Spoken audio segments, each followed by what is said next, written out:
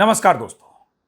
लाल रंग के जिस शरबत से हमारा आपका दशकों पुराना रिश्ता है, मैं अगर अपनी बात करूं तो जब से होश संभाला है तब से इस शरबत का स्वाद मेरे जहन में है।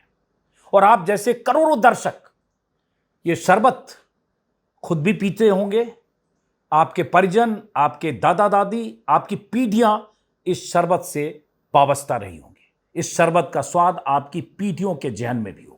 लेकिन पहली बार पता चला है इस लाला रामदेव के एक वीडियो से, इसके एक दावे से, इसके बयान से, अपने शरबत के प्रचार करने वाले एक वीडियो बयान से कि शरबत पीने से हम जैसे करोड़ों लोग जो शरबत पी रहे हैं दशकों से, हमें शरबत पिलाकर, हमें शरबत बेचकर शरबत बनाने वाली कंपनी, ये शरबत बनाने वाली कंपनी देश में शरबत जिहाद कर रही है। पहली बार शब्द का नाम सुना कि शरबत पीकर और शरबत बेचकर को शरबत जिहाद कर सकता है, सिर्फ इसलिए कि शरबत बनाने वाली कंपनी, जो ये कंपनी बनाती है, उस कंपनी के मालिकान मुसलमान हैं। वो शरबत जिससे हमारा आपका रिश्ता दशकों का रहा है, वो शरबत जो कंपनी बना रही है, वो ये शरबत बनाकर शरबत जिहाद कर रही है, बोल रहा है बाबा रामदेव। और बाबा रामदेव इसलिए कह रहा है क्योंकि बाबा रामदेव ने अपना शरबत तैयार किया है पतंजलि का, और उस शरबत का प्रचार करना है, वो शरबत बेचना है। इस शरबत का स्वाद आपके जहन में है तो इसे खुरेच कर हटाना है, जिहाद शब्द का इस्तेमाल करके, और अपने प्रोडक्ट को आपके घरों में पहुंचाना है। अब आप तय कीजिए इस वीडियो को देखकर कि मैं क्या कहने जा रहा हूं। लेकिन उससे पहले मैं चाहता हूं लाला रामदेव व्यापारी बाबा के इस वीडियो को के कुछ चुनिंदा हिस्से को सुनिए। क्यों मैं मजबूर हुआ शरबत के इस बोतल को मंगाने के लिए। कई साल बाद मैं भी आज पी रहा हूं, मीठा कम पीता हूं, मीठा कम खाता हूं इसलिए। लेकिन चूंकि मैंने कहा दशकों पुराना हमारा इस शरबत से, हमारी पीढ़ियों से इसका रिश्ता रहा है, इसलिए मुझे लगा बाबा के इस नफरती दावे के जवाब में यह वीडियो बनाया जाना चाहिए।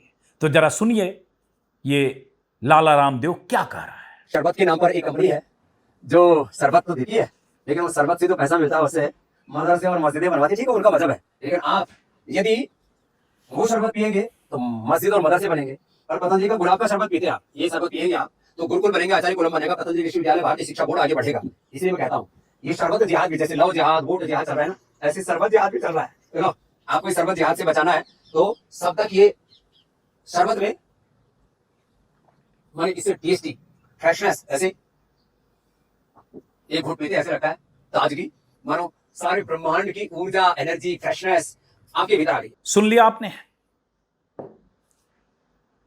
ये कारोबारी व्यापारी बाबा कह रहा है शरबत के नाम पर एक कंपनी है जो शरबत तो देती है, लेकिन शरबत से जो पैसा मिलता है उससे मदरसे और मस्जिदें बनवाती है। और ये इसलिए कह रहा है क्योंकि शरबत की इस कंपनी के मालिक मुस्लिम है। यह अलग बात है कि शरबत की यह कंपनी 115 साल पुरानी है। कौन सी कंपनी है बताते हैं, पहले इस कारोबारी बाबा के उस बयान की बात। उस बाबा ने कहा यदि आप शरबत पिएंगे तो मस्जिद मदरसे बनेंगे, अगर पतंजलि का गुलाब का शरबत पिएंगे तो गुरुकुल बनेंगे, आचार्य कुलम बनेगा, पतंजलि विश्वविद्यालय बनेगा। हालांकि बाबा ये नहीं कह रहा है कि उसका शरबत, उसका प्रोडक्ट पिएंगे तो हजारों करोड़ का जैसे साम्राज्य है, उसके साम्राज्य में कुछ हजार करोड़ का और इजाफा हुआ, 10-15 साल में यही करते हुए इसका साम्राज्य 10,000 करोड़ का पतंजलि आयुर्वेद का है, और पतंजलि का पूरा कारोबार शायद 40,000 करोड़ से ज्यादा का है। लेकिन बाबा कहता है कि शरबत जिहाद वैसे ही है जैसे लव जिहाद और वोट जिहाद चल रहा है, वैसे शरबत जिहाद है। क्या आपको लगता है रूह अफ़ज़ा, अब मैं नाम बता रहा हूं आपको, अगर आप रूह अफ़ज़ा से नहीं परिचित हैं तो आप अपने दादा दादी, पिता, अपने घर में किसी बुजुर्ग से पूछिए। मुझे लगता है इस देश का हर परिवार किसी न किसी ढंग से कभी न कभी रूह अफ़ज़ा का स्वाद जरूर ले चुका होगा। मैं अगर अपनी बात करूं तो मुझे याद आता है 40-45 साल पहले के वो दिन जब बिहार के छोटे से शहर बेगूसराय में रहता था। गर्मियों के मौसम में हर परिवार, हर घर में रूह अफ़ज़ा की ये बॉटल आती थी। अपनी पसंद के मुताबिक लोग अपने मेहमानों का स्वागत शरबत पिलाकर करते थे। और तब से जहन में रूह अफ़ज़ा का नाम दर्ज है, इसका स्वाद दर्ज है। गुलाब की महक है, मीठापन है, एक खास किस्म का एहसास है, आपकी रूह को ठंडक देने वाला एहसास है। ये कहते वक्त लगेगा मैं रूह अफ़ज़ा का प्रचार क्यों कर रहा हूँ, रूह अफ़ज़ा का मैं प्रचार नहीं कर रहा। मुझे लगता है ऐसा नफरती कारोबारी बाबा इस देश में अगर किसी प्रोडक्ट के खिलाफ, किसी शरबत के खिलाफ, किसी ब्रांड के खिलाफ इस तरह से दुष्प्रचार करे कि उसे यह कहे कि उसका मालिक शरबत बेचकर शरबत जिहाद कर रहा है, उसे मस्जिदें और मदरसे बना रहा है और उसके बदले में वो कह रहा है हमारा प्रोडक्ट पियो, तो मुझे लगता है ऐसे बाबा के प्रोडक्ट को तो छोड़िए, उस बाबा की प्रवृत्ति के खिलाफ वीडियो बनाकर अपनी बात जरूर कहनी चाहिए। और आप दर्शकों को तय करना है कि इस बाबा के उस शरबत में आपको एक फ्रेशनेस महसूस होता है या रूह अफ़ज़ा के इस शरबत के साथ। बाबा जो कह रहा है, रामदेव, इनकी ये पुरानी फितरत है। बीते 12-13 सालों में, खासतौर से 11 सालों में, 10.5 सालों में, मोदी की सत्ता में आने के बाद से इनकी जो तरक्की हुई है उसमें मोदी की सत्ता का और इस दौर का बहुत योगदान है। कभी स्वदेशी के नाम पर, कभी राष्ट्रवाद के नाम पर और अब जिहाद के नाम पर। लेकिन अगर कोई नफरती आदमी कहता है अब क्या है रूह अफ़ज़ा से किस कंपनी का रिश्ता जिसकी वजह से ये शरबत जिहाद कर रहा है। रूह अफ़ज़ा बनाने वाली कंपनी का नाम है हमदर्द। बाबा के इस वीडियो को देखने के बाद थोड़ा मैंने रिसर्च किया जानने के लिए कि हमदर्द कंपनी, हमदर्द दवाखाना, हमदर्द इंडिया क्या है, इसका क्या बैकग्राउंड है और क्या किसी कंपनी के मालिक के मुसलमान भर हो जाने से किसी जिहाद का हिस्सा है या जिहादी हो जाता है। तो रूह अफ़ज़ा का मुझे विज्ञापन दिखा, मुझे मेरे सहयोगियों ने प्रिंट आउट निकाला। इसमें Rooh Afza drink of India, नीचे तिरंगा झंडा है, उसमें इसका ब्रांड के नीचे इनका टैगलाइन है। अब ये कह रहा है मस्जिद और मदरसे बनाएंगे। पहली बात, मस्जिद और मदरसे भी कोई बनाता है कोई गुनाह नहीं करता है। हर आदमी अपनी कौम के हिसाब से अगर कोई धार्मिक कार्य, चैरिटेबल काम करता है, गलत नहीं करता है। लेकिन क्या शरबत बेचकर जो पैसे आ रहे हैं हमदर्द इंडिया को, उससे मस्जिदें और मदरसे बन रहे हैं? गलत। 600 करोड़ की कंपनी है। गूगल सर्च किया, पता चला एक प्राइवेट मेडिकल यूनिवर्सिटी है जिसमें दुनिया भर के मेडिकल साइंस से जुड़ी हुई पढ़ाई होती है। उस पर आने से पहले हमदर्द इंडिया के बारे में जब मैंने जाना तो पता चला 115 साल पहले अब्दुल मजीद थे, हकीम अब्दुल मजीद, जिनका जन्म 1883 में हुआ था।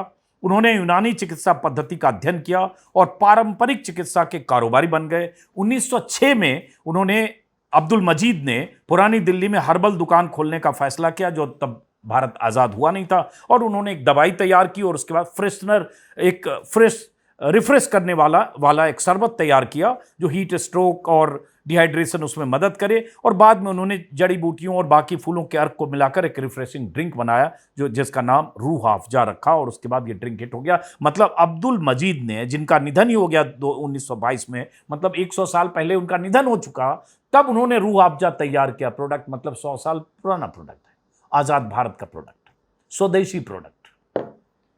अब्दुल मजीद का निधन हो गया। उसके बाद उनकी बेटी उनकी पत्नी राबिया बेगम ने हमदर्द को आगे बढ़ाया, एक ट्रस्ट घोषित किया है कंपनी बनाकर, और उसके बाद मुनाफे का ज़्यादा हिस्सा लोक कल्याण में खर्च करने का उन्होंने फैसला किया। फिर उनके बेटों ने हमदर्द कंपनी को आगे बढ़ाया। भारत आज़ाद जब हुआ, विभाजन हुआ, तो एक बेटा पाकिस्तान चला गया, उसने पाकिस्तान में अपना हमदर्द के नाम से एक प्रोडक्ट बनाया। 71 वार के बाद एक बेटा बांग्लादेश में, उसने हमदर्द के नाम से एक कंपनी बनाकर रूह अफ़ज़ा प्रोडक्ट बनाया। और उसके बाद अभी हमदर्द इंडिया का भारत में 600 करोड़ से ज़्यादा का कारोबार है, जो गूगल सर्च में मिला। और यूनिवर्सिटी है, बाकी और धार्मिक काम भी करते होंगे, चैरिटेबल काम भी करते होंगे। इन सबसे ऊपर बहुत शानदार और आपके जहन को तरोताज़ा करने वाला शरबत, कोई प्रोडक्ट, कोई कंपनी 100 साल से ज़्यादा वक्त से बना रही है। उस प्रोडक्ट को, उस कंपनी के प्रोडक्ट को खारिज करने के लिए, क्योंकि बाबा को अगर अपना शरबत बेचना है तो पहले हमदर्द के इस प्रोडक्ट से मुकाबला करना है। इसके मुकाबले उतरने के लिए इसको बदनाम करना है, इसे नफरत के एजेंडे के खांचे में फिट कर इसे इस हद तक कहना है कि शरबत जिहाद। अब तक ये वोट जिहाद, लैंड जिहाद, जमीन जिहाद, ये जिहाद, वो जिहाद, सब जिहाद करते रहे। अब इन्होंने इजाद कर लिया शरबत जिहाद। हमदर्द का मैं देख रहा हूँ कि जो उनकी यूनिवर्सिटी है उसमें medical microbiology, physiology, biochemistry, anatomy, दुनिया भर की चिकित्सा पद्धति पे पढ़ाई होती है। पीएचडी के लिए, डॉक्टरेट की उपाधि के लिए बहुत सारे उनकी पढ़ाई के माध्यम, यूनानी चिकित्सा पद्धति से पढ़ाई होती है। B pharma, D pharma, M pharma, पढ़ाई के कई उसमें फील्ड हैं जहां उस मेडिकल यूनिवर्सिटी में, जो प्राइवेट यूनिवर्सिटी है, हमदर्द यूनिवर्सिटी, जामिया हमदर्द नाम है शायद, उसमें तमाम तरह की पढ़ाई होती है, हजारों छात्र पढ़ते होंगे।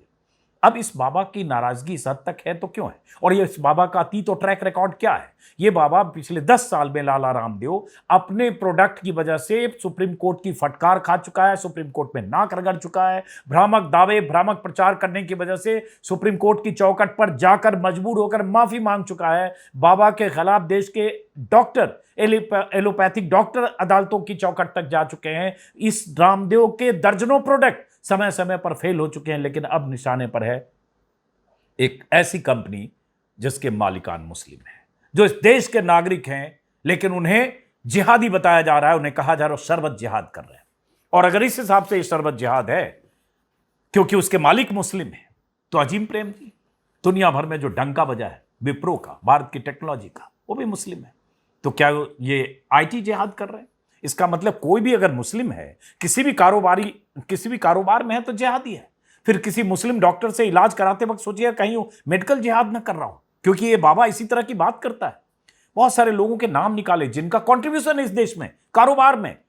अब हम अब्दुल हमीद और अशफाकुल्ला खान की बात नहीं कर रहे हैं, हम तो बात कर रहे हैं उन कारोबारियों की जिन्होंने इस देश में, अब सिप्ला दवा की कंपनी है, इस देश की टॉप 5 फार्मा कंपनी में सिप्ला है। तो क्या सिप्ला अगर दवा बेचती है और उस सिप्ला कंपनी की दवा लेकर आप सेहतमंद होते हैं, आप का इलाज होता है, तो क्या वो भी कोई मेडिकल जिहाद है? कल को बाबा कहेगा देखो ये 5 दवा मैंने निकाला प्रोडक्ट, जो सिप्ला का कोई पॉपुलर मेडिकल प्रोडक्ट है, फार्मा प्रोडक्ट है, अब हमारा खरीदो, नहीं तो वो जो दवा बेचने वाला आदमी मेडिकल जिहाद कर रहा है, ये भी कह सकता है शख्स। उसी तरह से हिमालय वेलनेस, इसी तरह के आयुर्वेदिक हर्बल प्रोडक्ट की कंपनी है, सब गूगल से सर्च करके निकाला। मेराज मनाल उसके कोई ओनर हैं जो मुस्लिम है। तो हिमालय वेलनेस भी इसी तरह का कोई हर्बल जिहाद कर रहा होगा, इसी तरह का कोई आयुर्वेदिक जिहाद कर रहा होगा इस बाबा के मुताबिक। मेट्रो शूज के मालिक, आप किसी भी शहर में रहते हो सकता है आप जैसे बाटा बीएससी हो, ऐसे मेट्रो है, छोटे छोटे शहरों में मेट्रो शूज के प्रोडक्ट हैं। आपने हवाई चप्पल, जूते, सैंडल कुछ भी खरीदा पाना होगा, तो जूता जिहाद है इस लाला रामदेव व्यापारी बाबा के मुताबिक। कि आपने अगर मेट्रो शूज से जूता खरीदा तो जूता जिहाद हो गया।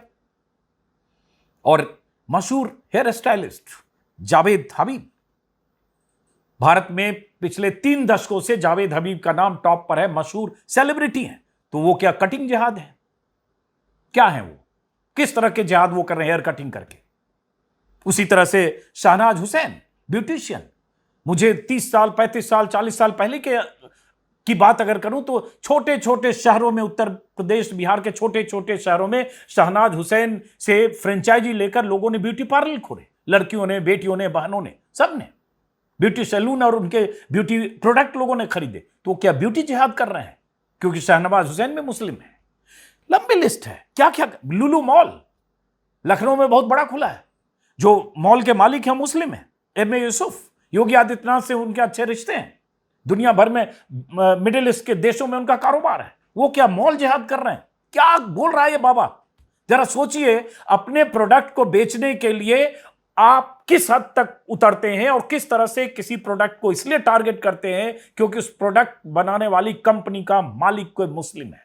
उसी तरह से लंबी लिस्ट है मेरे पास कि कहां कहां मुस्लिमों ने अपने कारोबार में एक जगह बनाई और इस देश में एक मकाम हासिल किया, चाहे डॉक्टरी हो, चाहे साइंस हो, चाहे इंफ्रास्ट्रक्चर हो, चाहे कोई भी तरह का रियल एस्टेट हो, कोई भी हो।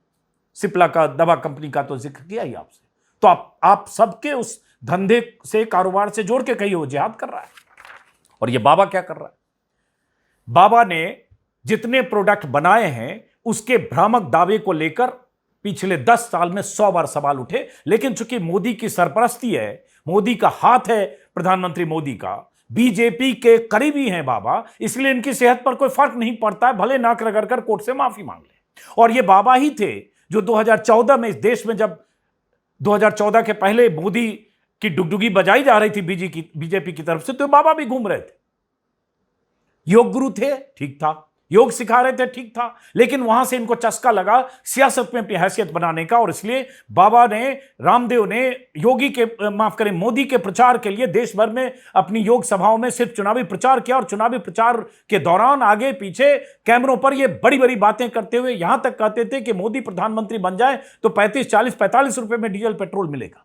और उसके बाद पेट्रोल डीजल की क्या हालत है आपको पता है, शतक के पास। और तब यह बाबा 10 साल से इसने मुंह बंद कर रखा है। उसके पहले बाबा बोलता था कि अगर मोदी बन जाएंगे तो देश में अरबों का काला धन आ जाएगा, पूरी पर्ची पर हिसाब लेकर रिजर्व बैंक के गवर्नर की तरह ये बाबा घुमा करता था। काला धन आए नहीं, क्या हुआ पता है, जुमला साबित हुआ। ये बाबा भी जुमलेबाज एक नंबर का। लेकिन उसके बाद इस बाबा से अभी कुछ दिन पहले हरियाणा के एक पत्रकार ने पूछ दिया वही पेट्रोल डीजल पर, तो भड़क कर बाबा कैसे बोला, जरा वो वीडियो देखिए और सोचिए कि ऐसे बाबाओं को अगर मीडिया पकड़कर, घेर कर अगर सवाल पूछने लगे, अगर इसी शरबत जिहाद पर घेर कर इस बाबा से सवाल पूछे कि आपकी हिम्मत कैसे हुई, किसी इस प्रोडक्ट के खिलाफ आप जो मर्जी बोलो, अपने प्रोडक्ट को बेचने के लिए आप जो हवाई दावे करो वो तो करते ही हो, गालियां खाते हो, सुप्रीम कोर्ट तक से फटकार लगती है आपकी, लेकिन ये कैसे कह सकते हो कि शरबत जिहाद? पूछेगा कौन? एक पत्रकार ने पूछा था, देखिए किस तरह से बाबा जवाब दे रहा था।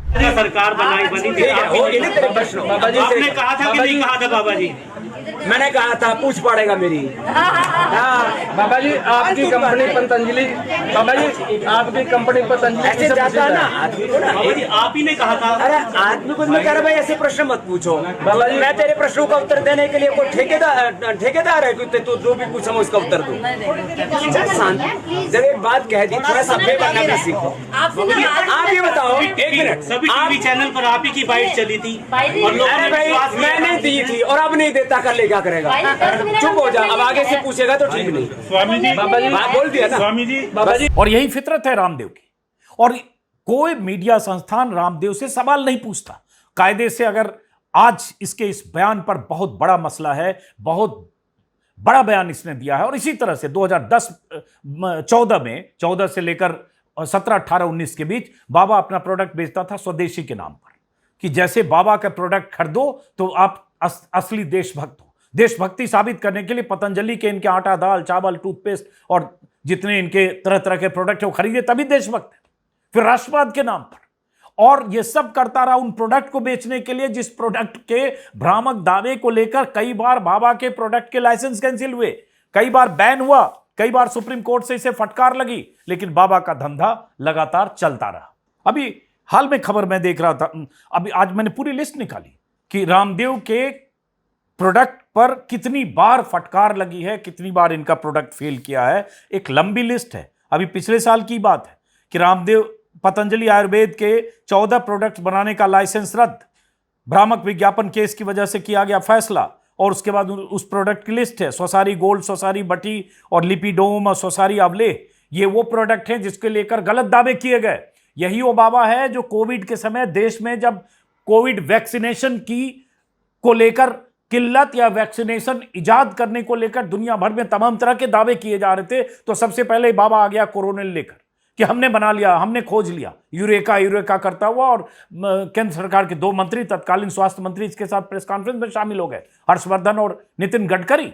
और उसके बाद फटकार लगी जब लगा भ्रामक दावे ऐसे वक्त में जब लोग मर रहे हैं, आप इस तरह से किसी जड़ी बूटी से कुछ बनाकर नहीं कह सकते कि हमने खोज लिया। अमेरिका, इंग्लैंड जैसे बड़े बड़े देश वैक्सीनेशन की तलाश में जहां जद्दोजहद कर रहे थे, तमाम तरह के डॉक्टर, साइंटिस्ट लगे थे, तब बाबा आया था, लेकिन उसे वापस लेना पड़ा। लेकिन उसके बाद एलोपैथिक डॉक्टर्स के खिलाफ, एलोपैथिक चिकित्सा पद्धति के खिलाफ अपना आयुर्वेदिक प्रोडक्ट बेचने के लिए खारिज करता रहा, डॉक्टर्स का मजाक उड़ाता रहा अपने योग के दौरान। डॉक्टर्स क्यों मर रहे हैं कोविड में? क्योंकि वो एलोपैथिक चिकित्सा पद्धति में यकीन करते हो, इसलिए हजारों लोग मर रहे, गलत सलत दावे, और अपना प्रोडक्ट बेचने के लिए फर्जी और भ्रामक दावे। उसी को लेकर सुप्रीम कोर्ट में मामला गया, इंडियन मेडिकल एसोसिएशन ने ऐतराज किया, सुप्रीम कोर्ट में लंबी सुनवाई हुई, फटकार लगी 2 जजों की बेंच की तरफ से, और बाबा को नाक रगड़ कर सुप्रीम कोर्ट जाकर माफी मांगनी पड़ी, और माफीनामे को 60 से 70 अखबारों में बाबा को छपवाना पड़ा। लेकिन फितरत से बाज नहीं आता है बाबा। ये अब ये नई कहानी लेकर आया है शरबत बेचने के लिए, और इसलिए मैं तो बोतल आज मंगवाया, अपने सहयोगियों को दूंगा, सब यहीं रूह अफ़ज़ा पिएंगे। आपको बाबा का प्रोडक्ट पीना है पीजिए, लेकिन सोचिएगा उसको पीकर फिर ये इसको पीजिए। कौन अच्छा है बुरा ये जज करना मेरा काम नहीं है, लेकिन बाबा अगर एक प्रोडक्ट को डिफेम करने के लिए, क्योंकि इसके मालिक मुस्लिम हैं, अगर इस तरह की नफरती बातें कर रहा है, तो हर दर्शक का, हमारा आपका फर्ज है कि इसके नफरती बयान का काउंटर करें, इसकी नफरती प्रवृत्ति का काउंटर करें। इसलिए मुझे लगा कि वीडियो करना चाहिए। अब मैं, एक लंबी लिस्ट है, फिर से रिपीट करता हूं कि कब कब इसके प्रोडक्ट फेल हुए। 2017 में हिंदुस्तान टाइम्स के अनुसार एक आरटीआई से जवाब मिला कि हरिद्वार में 40% आयुर्वेदिक उत्पाद, जिसमें पतंजलि के उत्पाद शामिल हैं, मानक पर के मुताबिक नहीं हुए। 2013 से 16 के बीच इकट्ठा किए गए 82 सैंपल्स में से 32 उत्पाद क्वालिटी टेस्ट नहीं पास कर पाए। अमर उजाला में खबर है 16 में, फंगस के बाद रामदेव के घी में chemical sample fail. Navbharat times में 2021 की खबर है, सरसों तेल पतंजलि का टेस्ट में फेल। और उसी तरह से दैनिक जागरण में 2024 में पतंजलि का शहद फेल, फूड जो पैक्ड शहद का नमूना जांच में फेल पाया गया। कोर्ट में भी मामला गया, जिसपे कोर्ट ने दुकानदार और स्टॉकिस्ट पर 1 लाख रुपए का दंड तक लगाया। ये तो पतंजलि का प्रोडक्ट है, और इसे ही शरबत बेचेगा। अब अमर उजाला में ही खबर है कि कैसे खाद्य सुरक्षा अधिकारियों ने बेसन, कच्ची घानी का सरसों तेल, जैम और नमक के सैंपल फेल पाए गए। उसको लेकर भी वहां मामला दर्ज है। पतंजलि ने 4 टन लाल मिर्च पाउडर वापस मंगाया, ग्राहकों से उत्पाद वापस करने और रिफंड लेने का आग्रह किया, क्योंकि इसमें भी फेल पाया गया। तो ऐसी बहुत सारी लंबी लिस्ट है, और आप जानते होंगे समय समय पर ऐसी खबरें आती रहती है, इसलिए मैं उस विस्तार में नहीं जा रहा हूं। मुद्दा सिर्फ ये है कि कोई आदमी इतना नीचे कैसे गिर सकता है, सिर्फ इसलिए क्योंकि देश में ऐसा माहौल हो गया है। देश में ऐसा माहौल हो गया है कि सावन के महीने में कैसे कांवड़ यात्रियों की यात्राओं के रास्ते में किस तरह से मुसलमानों को चिन्हित किया जाता है, किस तरह से समय समय पर मुसलमान ठेले खोमचे वाले तक के आर्थिक बहिष्कार की बात की जाने लगती है, किस तरह से अभी होली दिवाली में क्या होने लगता है, ये सब आपको पता है। बाबा को भी पता है कि शायद ऐसे उसका प्रोडक्ट बिके या ना बिके, लेकिन इस तरह से बात करेंगे तो लोगों तक पहुंचेगा, लोगों को लगेगा बाबा के प्रोडक्ट को पास करना है। तो इसलिए बाबा इस तरह से शरबत जिहाद के नाम पर आया है, और यही करके बाबा पिछले 10-12 सालों में 40,000 करोड़ के पूरे साम्राज्य का मालिक है। अब तय आपको करना है कि क्या इस शरबत को, जिसे आपने, आपके परिवार ने दशकों से पिया होगा, क्या इस शरबत को बनाने वाली कंपनी आपको शरबत बेचकर शरबत जिहाद कर रही है क्या? फिलहाल इस वीडियो को यहीं खत्म करते हैं। नमस्कार।